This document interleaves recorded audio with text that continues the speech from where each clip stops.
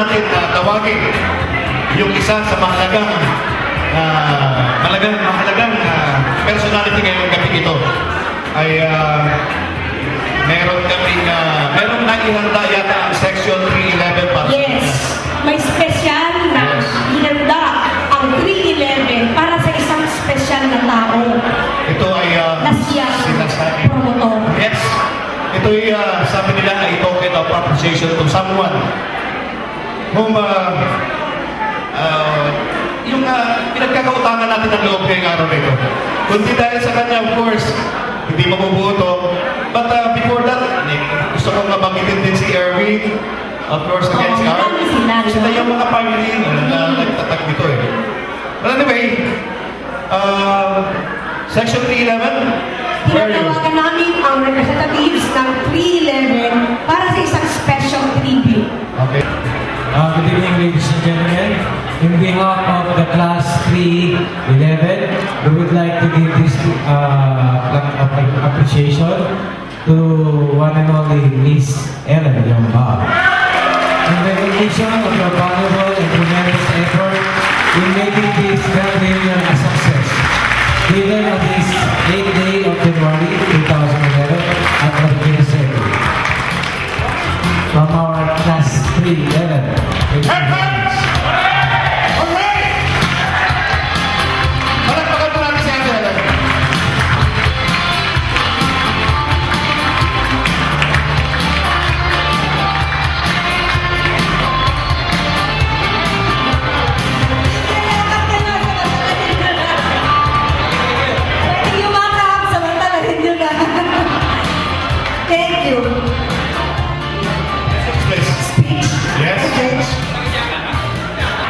Wala lahat ng pagod ko.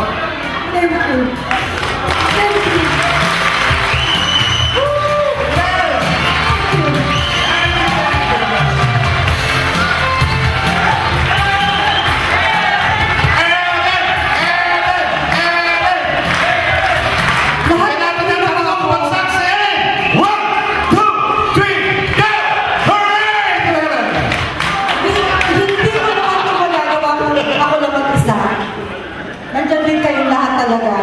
Lenny, I owe this also to you. This is for you also. Because when Lenny and I saw each other on Facebook, we were the ones who planned this together. Lenny, this is also for you. I love you. I love you. Thank you. Siguro i-focus din natin yung mga susunod nating ibibigay ng konting message. Yes. Ito yung inspire us, para ma-inspire tayo. Ito rin yung nagbigay ng inspirasyon sa atin nung araw nung tayo nag-aaral. Itong dalawang talentadong mag-aaral ng MIST. Yes. Diba, parang nagkaroon ng konting transformation sa kanya ngayon. Tingnan natin kung paano niya tayo inspire. Not only with his physical looks, hindi lang yung kanyang hunk na malahang na itsura, kundi sa kanyang inspirasyon. So, without further ado, tatawagin ko to give us his inspirational message. Batch 79 salutatorian, may I call on Mr. Jerry Sevilla. Yes. Good evening, everyone. Magandang gabi po sa inyong lahat. Parang marami to, no? Yan. Supposedly, si Nelly magsasalita rito, pero sige, just to represent the batch also. Firstly, several people to thank. First one, again, I think we owe these people talaga so many things to thank for really arranging this. And I'm talking about Ellen and Company Art and all the organizers of this reunion. Isang palakpak pa uli sa nila. Yan, maraming salamat. You receive daily text messages. You receive it from Facebook, although I don't have a Facebook account. You receive it from your email, kaya there's no reason why you should be here. Yun yung una. Second, I think another round of applause for people who are very instrumental in molding us to become who we are today. And I'm referring to our teachers. Maraming salamat po sa inyo. Yan. Of course, The rest, everybody deserves all the applause just for being here tonight. Ayan, maraming salamat. Alam mo po, I won't go through any anecdote ng high school. Ang alam ko lang, isang taga Quezon City ako na bagong salta ng 1975 when I went to Marikina. So, para bang, ano ba ito? Taga Quezon City ako, pero Marikina halos lahat yung nag-aaral. But then, I think no one could contest. I think the most beautiful years in our lives were spent during high school. Nakakatuwa nga ngayon eh. Like, alam mo pag may reunion talaga, parang stressful yan eh. Para bang, paano ba ako pupunta sa reunion? How should I look? What should I wear? Sino-sino makikita ko? Hindi kaya nakakahiya, etc. So stressful. Pero hindi yun ang importante rito. I think reunions mark again the beginning. And that's the beginning of reconnecting, reconnecting again with each one. That's why we're all here. And I hope talagang yung directory ng batch 79 talagang ikakalat sa lahat. I think more than the amount that we gathered kanina after the collection, it's more than the amount, but it's really reconnecting the friendships that we missed for the past 32. Actually, hindi 32 eh. 79 tayo graduate, pero 1975 nung pumasok. So, including that, that's about 35, 36 years. But nevertheless, maraming salamat po. It's nice to see all of you here. I hope this is not going to be the last time we're going to see each other. Thanks to technology, thanks to Facebook, thanks to Wi-Fi and all the things that technology can bring. Let's use technology to the best para we get to see each other, even for those people who are not here. Ang dami ng mga thank you also to those our Balikbayan batchmates who really found time to be here, to spend quite a fortune just to be able to come over and share this night with all of you. But more importantly, para po sa mga batchmates natin na wala na, hindi na natin kasama, at sa mga batchmates natin na wala dito pero nasa ibang bansa, this is all for them. So maraming salamat po. Have a nice evening everyone at magandang gabi po sa inyo. 3-1! Okay, 3-1. Nagpepetehang. Okay. 3-2! Yes! Boy na boy! Bakit tugtugan 3-2? 3-3. Parang PDP. nakakapag yata ako isa na. Ulan mo na sila. 3-4! Ayos! How about 3-5? Parang Gopi, medyo Gopi na. Pati pa, ate. 3-6! Ang dami! Diyan na nakikita ngayon kung sino talaga yung talagang Mga sleeves na. kasi Kasi that looks so great. That's beautiful. 3-7!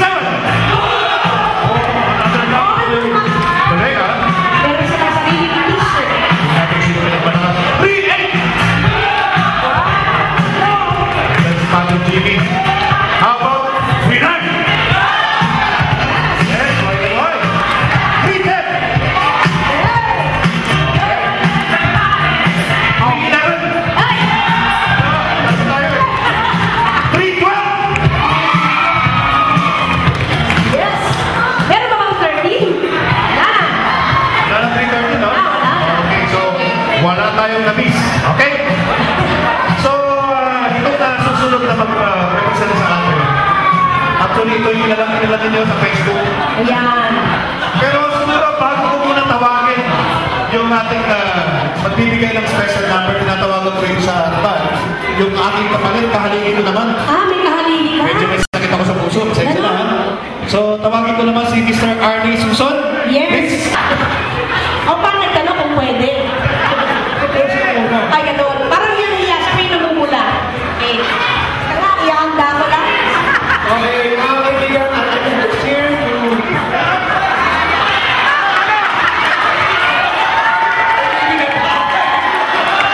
1, 2, 3. Ang ano? naka-video, may video nyo!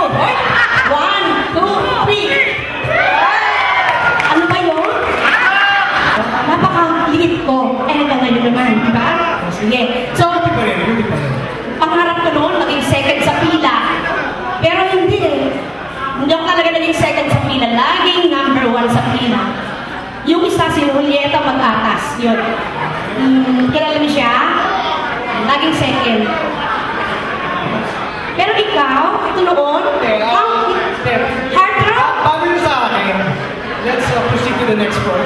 Di ba heartthrob ka? Heartthrob. Ngayon, heartthrob ka pa rin? Okay. Ito, sa gawin na. Mga kaibigan, napag-alala na. Okay, so, meron tayong intermission number, maiba naman tayo. Ha? Kanina nyo pa nakikita yung parang mga cowboys, diba? Hindi yung macho ng mga gwapo to. Oo, grabe. Tapos sila gumwapo nung sila na yung mga sombrero nila. Sobra. So, gusto nyo na bang makita yung special number nila? Okay, ayaw nyo eh. Gusto nyo? Okay, so, without further ado, binibigay namin sa inyo, lalo na yung ating mga teachers, mga minamahal namin teachers, kita nyo ang bunga ng inyong pinaghirapan sa palabas nila mamaya. Mag-judge kayo kung nagbunga nga. Okay? So, let us all call. Leathercraft Boys! Let's give them a big hand. Come on. Okay.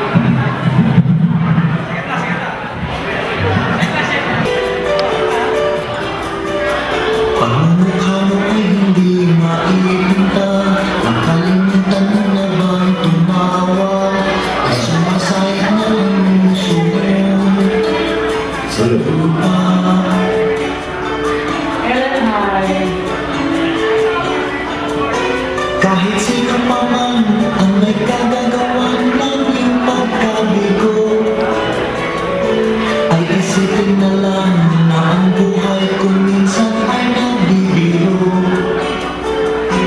Nandito kami ang barkada mong tunay aawit sa'yo. Sa lungkot at ligaya, hirap at ginhawa kami kasama mo.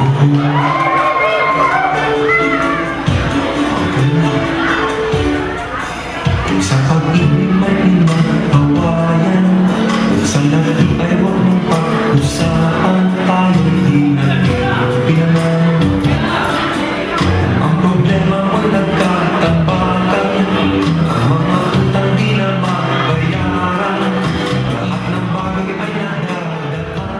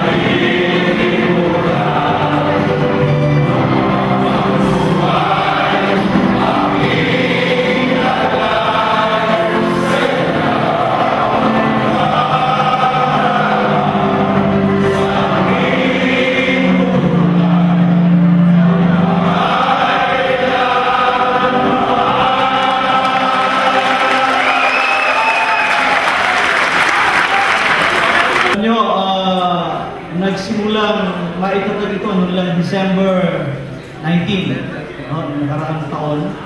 Doon po sa isa sa pinakaborito naming hangout, doon po sa Buso-Buso. At napili nga po namin, ang napagkaisahan namin na maging Pangulo o Presidente ay si Teddy Del Rosario. Napalapahan natin si Teddy. So, ang pangunahin ay kagagawa, kaya nangyayari ang lahat ng ito. Ngayon, nung kami ay magkita-kita noong December 19, talagang ang intention lang po namin ay sama-sama, nagkwentuhan. Palibasa nga ay almost 31 years na hindi nagkita-kita. Pero alam niyo, ang araw na yun, doon po namin nakita ang malaking pangangailangan ng iba nating kasamahan o iba po nating kamag-aral. Doon po namin nalaman na mayroon tayong makasama na sa kasalukuyan ay nakararanas ng matinding depresyon. Kaya hanggang ngayon, anumang pilit namin na hindi natin makasama, meron po tayong mga kasama na financially ay totoo pong kapos na kapos. At mayroon pa na kasama tayo na ngayon po ay mayroong mabigat na karamdaman. Ayan ho, ang unang-unang inisip at pinag-usapan ng grupong ito. Kaya nga ho, kailan lang, nakagawa na kami ng isang proyekto, yung tinawag ho namin Operation Bako. Yung hong Operation Bako, hindi bakod ng kabahayan o anuman, establishmento, ano ho. Yung hong bako para yung ibang kasama natin maging magandang ngiti. Ano ho? Di ba ho yun?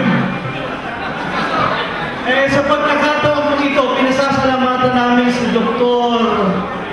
Federico Adriana. Palakpakan nyo natin. Doc, dahil sa talagang meron pusong tumulong sa ating kasama, eh sinigilan ko ang grupo ng napakaliit na halaga doon sa 5 bako na ginawa niya. Salamat po.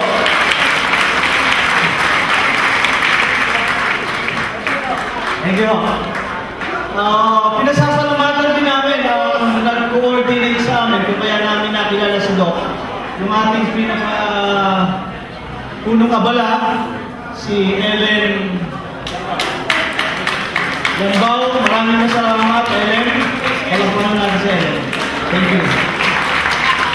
Ngayon, dahil sa ang grupo, palibasa, talagang gustong tumulong, nagiging resourceful, ano?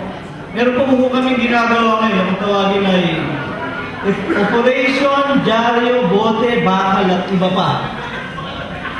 Ibig sabihin, kung meron kayong mga ganitong scrap na eyesore lang doon sa bahay nyo, ibigay nyo na sa amin para makatulong sa ating mga kasama. Kaya wag po kayong magtaka o mabigla kung makita nyo yung mga leather craft boys, may araw na nagtutulak po kami ng kariton at tumutok-tok sa inyong bahay na meron kayong dyaryo, bakal, bote o anuman. Ibigay nyo na ho. Malaking tulong sa mga kasama natin. Ngayon, ang pinagbukulan namin ng malaking pansin ngayon ay yung pong kasama natin na mayroong mabigat na karamdaman na sa kasalukuyan po ay totoong nangangailangan ng agarang lapat sa kanyang sakit. Kayo ibang kasama natin, yung mga katropa namin dito sa mga tawagin mga bata ni Pilo. Leather Craft Boys. Mga Mr. Joclo Reyes. Ibang kasama natin nasa ibang bansa, nagpadala na ho para tumulong sa pangunguna nga ng aming Pangulo, si Teddy Del Rosario. Ang palibasa ay totoong malaki pa pangailangan na isip po namin. Video, gumawa ang grupo ng video na gusto ko namin ianok sa lahat sa halaga lang na 100 piso. Ito po, ang laman nito, yung mga pictures natin sa sulan. Yung last pictures natin, yung third year, last section, yung motorcade natin, ginawa ng music video, yung planning conference ng samaan ng batch natin, pati yung pinagtyagaan yung panoorin ng music video ng SLB Boys. Ano? Na ito, naglakas loob na kami magsabi sa inyo. Kasi alam naman natin, gusto na natin ang tumulong, lalo na sa aming kasama. Ano? Yung halagang 100, maaaring maliit lang sa marami sa atin. Pero napakalaki po nito para doon sa mga kasama natin nangangailangan. Kaya sana ho, tumulong tayo. Nagilipin po natin yung video ko. Yan ako sa ngalan ng SLB79. Maraming yun.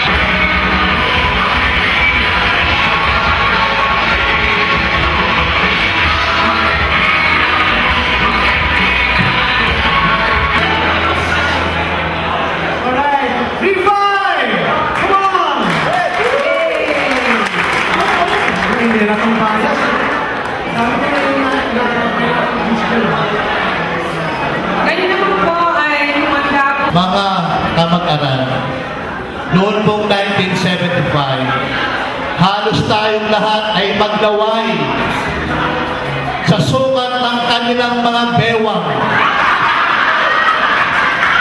Halos lahat tayo tulo ang laway, habang sila naman ay nangangamba na humarap sa ating mga kamag-aral.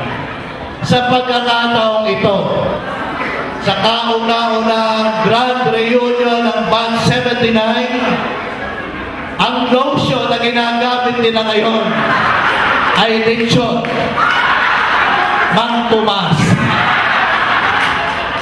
Ang dating mahihiyain, hindi ko po alam kung sila ngayon ay mahihiya pa sa kabila ng kanilang malambot na bewa noong 1979.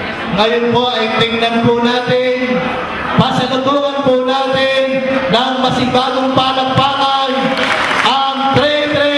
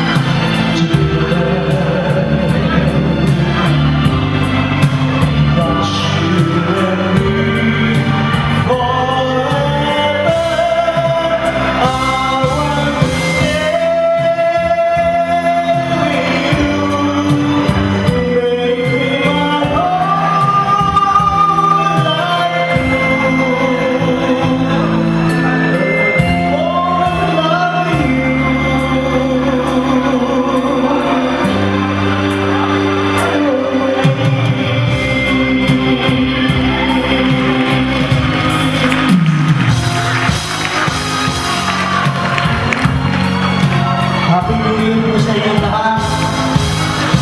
Mr. Santo Domingo po ang pangalan. From 36.